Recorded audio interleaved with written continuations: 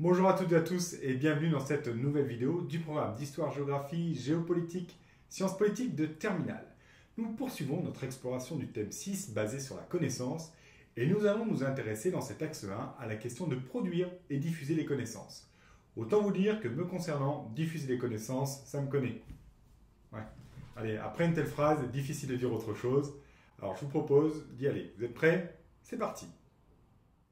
Alors pour débuter, je sais que vous adorez tous partir d'une citation et celle que j'ai choisie, c'est celle de Marie Curie qui dit « Je suis l'un de ceux qui pensent, comme le Nobel, que l'humanité tirera plus de bien que de mal de nouvelles découvertes. » Donc cette phrase de Marie Curie, physicienne et chimiste française, dont on va beaucoup parler dans ce thème, témoigne de la nécessité pour les sociétés contemporaines de produire des connaissances.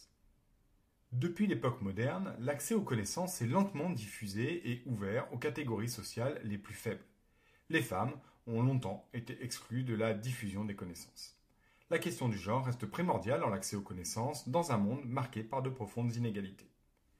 La problématique de cette leçon sera pourquoi la production et la diffusion des connaissances sont-elles des enjeux majeurs de développement pour les sociétés. Vous êtes prêts? Bon, on peut y aller. Grand 1, accéder à la connaissance, l'alphabétisation des femmes du XVIe siècle à nos jours. Et pour commencer, dressons le portrait des XVIe et XVIIe siècles, un accès à la connaissance limité. À l'époque moderne, l'alphabétisation des filles, comme celle des garçons d'ailleurs, n'est pas une fonction entre les mains de l'État, mais elle appartient plutôt au clergé et à la famille. L'éducation des filles est alors une éducation pratique en lien avec le métier occupé par les parents.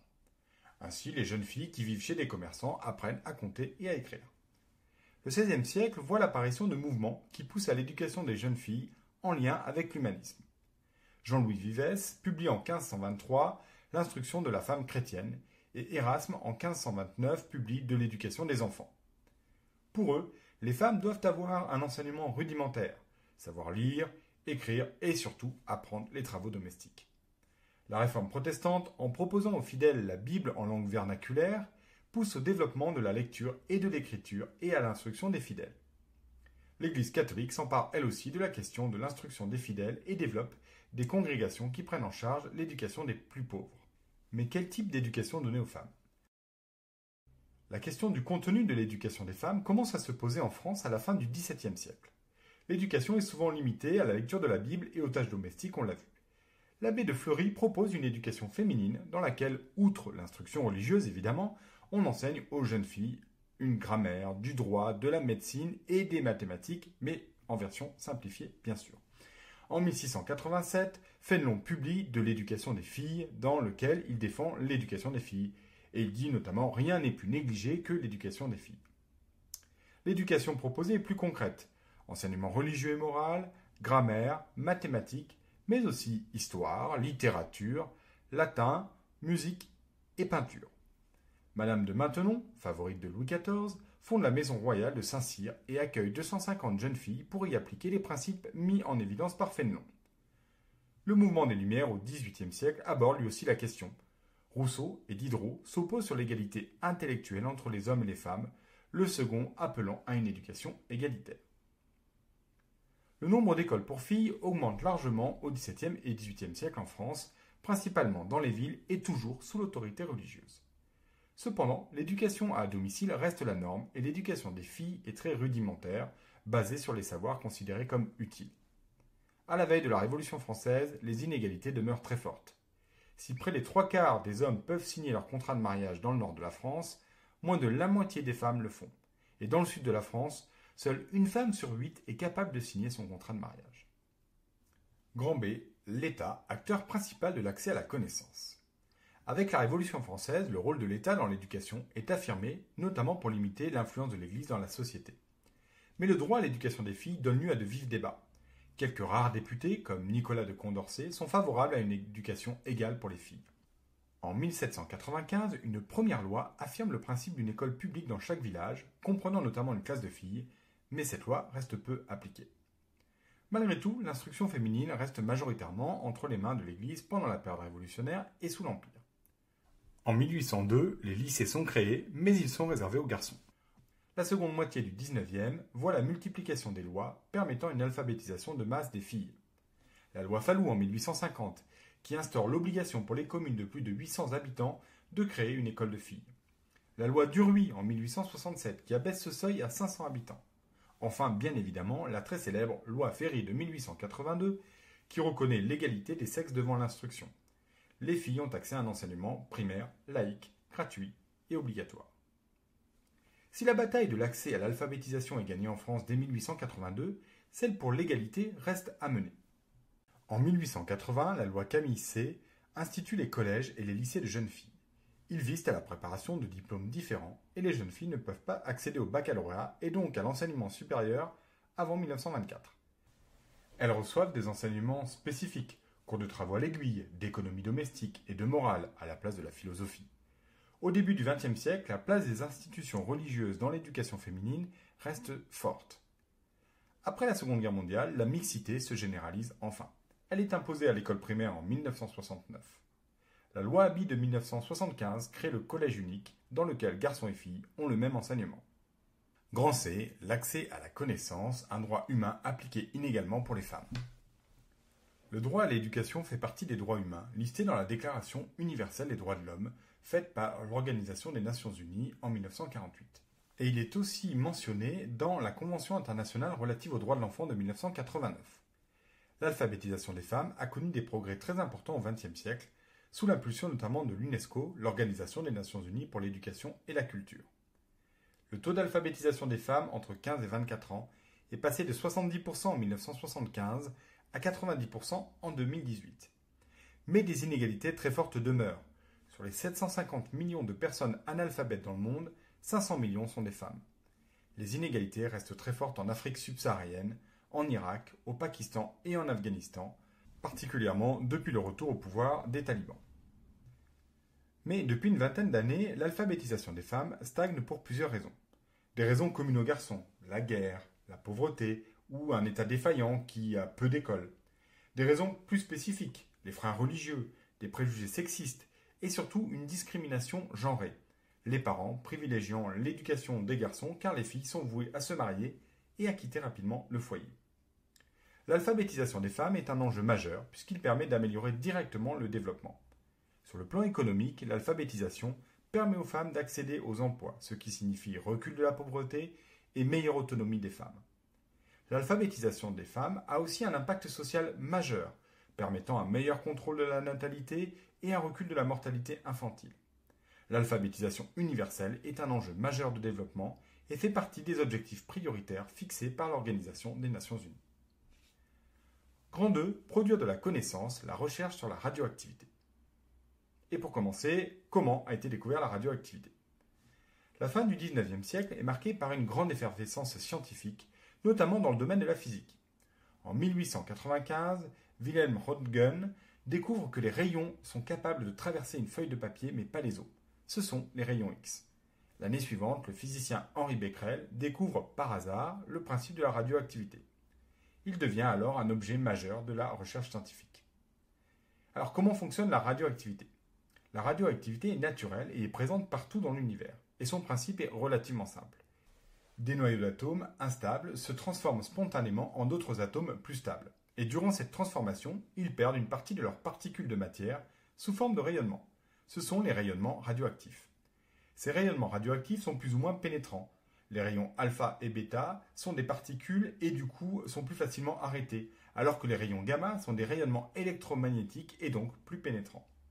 En 1934, Irène Curie et son mari Frédéric Joliot découvrent la radioactivité artificielle. On peut créer des éléments artificiellement radioactifs en exposant des composants chimiques aux rayons radioactifs du polonium. Grand B, la radioactivité, recherche et application. Face à l'immensité des champs d'application du principe de radioactivité, une communauté scientifique extrêmement dynamique se développe autour de la question de la physique radioactive. Entre 1911 et 1933, l'industriel belge Ernest Solvay organise une série de conférences consacrées à la recherche en physique et en chimie.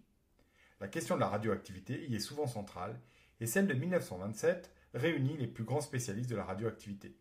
Et sur la photo de cette conférence, on peut reconnaître quelques grands scientifiques. Au premier rang desquels, évidemment, Marie Curie, née en Pologne, qui s'installe en France en 1891. Avec son époux, Pierre Curie, elle découvre en 1898 le radium. En 1903, elle partage avec son mari et Henri Becquerel le prix Nobel de physique, et en 1911, elle obtient le prix Nobel de chimie. Deuxième grand scientifique, Albert Einstein, physicien allemand, naturalisé suisse, connu pour sa très célèbre théorie sur la relativité, que malheureusement je serais bien incapable de vous expliquer. Bon, Einstein contribue à l'établissement d'une communauté internationale partageant recherches et avancées. Enfin, on peut aussi citer Paul Langevin, qui est un physicien français qui a travaillé sur la théorie de la relativité d'Einstein et sur le magnétisme. Alors, la découverte de la radioactivité permet le développement d'applications nombreuses et variées. Dans le domaine médical, Marie Curie met en place la curithérapie, une radiothérapie pour soigner les cancers, et développe pendant la Première Guerre mondiale les petites curies, des véhicules transportant un système de radiologie portative pour soigner les soldats de la Première Guerre mondiale. Dans le domaine civil, la radioactivité permet aussi la datation au carbone 14 et aboutit à d'importants progrès dans l'archéologie. En 1938, la découverte de la fission du noyau d'uranium permet de mettre en évidence la possibilité de dégager une quantité extraordinaire d'énergie. C'est l'énergie nucléaire civile qui se développe surtout après la Seconde Guerre mondiale. En 1951, la première centrale nucléaire est créée aux États-Unis. Dans le même temps, les pays européens développent en 1957 le projet Euratom, une communauté européenne du nucléaire civil. Grand C, la radioactivité et l'usage militaire. La communauté scientifique qui travaille autour de la radioactivité prend très vite conscience des dangers que représente l'utilisation de leurs travaux à des fins militaires. En 1905, Pierre Curie alerte sur les dangers de l'utilisation du radium. La marche à la guerre dans l'Allemagne nazie et la Seconde Guerre mondiale mettent fin aux échanges scientifiques internationaux et sont un accélérateur de cette prise de conscience. En 1939, la France et l'Allemagne lancent un programme militaire pour développer une bombe atomique basée sur le principe de la radioactivité. Albert Einstein, de son côté, écrit au président des États-Unis, Franklin Delano Roosevelt, pour le persuader de mettre en place un programme de recherche afin de devancer l'Allemagne nazie dans la production de cette nouvelle arme. Les États-Unis, qui sont alors très en retard dans le domaine de la recherche sur la radioactivité, mettent en place le projet Manhattan. Placé en 1942 sous la direction de Robert Oppenheimer, le Hongrois Leo Szilard, qui développe l'idée d'une réaction en chaîne dans la libération de l'énergie radioactive des atomes, et l'Italien Enrico Fermi, qui crée la première pile atomique en 1942, permettent aux États-Unis de combler leur retard alors que l'Allemagne nazie, de son côté, échoue à développer un tel projet. Une véritable ville secrète se développe à Los Alamos, en plein cœur du désert américain. Le 16 juillet 1945, c'est la première explosion atomique sous le nom de code de Trinity. Alors que la guerre contre l'Allemagne est déjà gagnée et que le Japon a quasiment perdu, des scientifiques, dont Leo Szilard, cherchent à empêcher l'utilisation de la bombe atomique sur une ville japonaise en vain. Le 6 août 1945, vous le savez, la première bombe atomique est lâchée sur la ville japonaise d'Hiroshima. Et 3 jours plus tard, la ville de Nagasaki subit à son tour un bombardement atomique. L'humanité est alors entrée dans l'âge nucléaire et découvre avec effroi la puissance dévastatrice de cette nouvelle arme qui place les États-Unis dans une situation de toute puissance.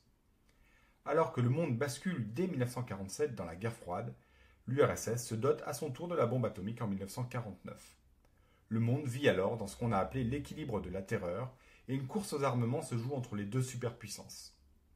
La communauté scientifique internationale se mobilise pour alerter sur les dangers que court l'humanité face à l'ère atomique.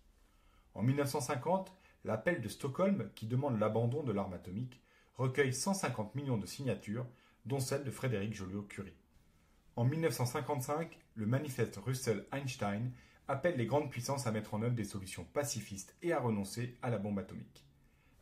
Malgré tout, le Royaume-Uni rejoint le rang des puissances nucléaires en 1952, suivi en 1960 par la France, puis la Chine en 1964.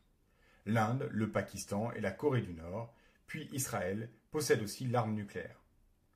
Oppenheimer, Einstein et Sakharov, le père de la bombe soviétique, expriment des regrets et des remords quant à l'utilisation militaire de la fission nucléaire. Alors pour conclure, que pouvons-nous retenir ?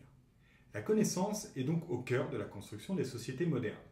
Longtemps limitée à une élite, sa diffusion s'est progressivement élargie, notamment par l'alphabétisation des femmes, qui a progressé au XIXe siècle dans les pays développés, puis au XXe siècle sur l'ensemble de la planète. Proclamé droit humain par l'ONU, le droit à l'éducation reste encore inégal et très insuffisant dans certains pays. La question de la radioactivité, qui a bouleversé la recherche scientifique au XXe siècle, témoigne des difficultés et des enjeux de coopération internationale, avec le développement d'applications militaires et civiles, et bien sûr l'explosion de l'arme nucléaire. Produire du savoir, cela signifie échanger entre savants et progresser. Mais cela engendre aussi une concurrence entre les États ou entre les entreprises, qui freinent la production de la connaissance. Les enjeux liés au Covid-19 et à la vaccination en sont une illustration. Et voilà, nous en avons donc terminé avec cette vidéo qui, je l'espère, vous aura permis de mieux comprendre les enjeux de production et de la diffusion de la connaissance. Vous pourrez retrouver la fiche de cours ainsi que le format MP3 de la leçon sur mon blog. Il ne me reste plus qu'à vous souhaiter de passer une bonne fin de nuit, une bonne fin de journée, une bonne fin de tout ce que vous voulez et je vous dis à très bientôt. Bye!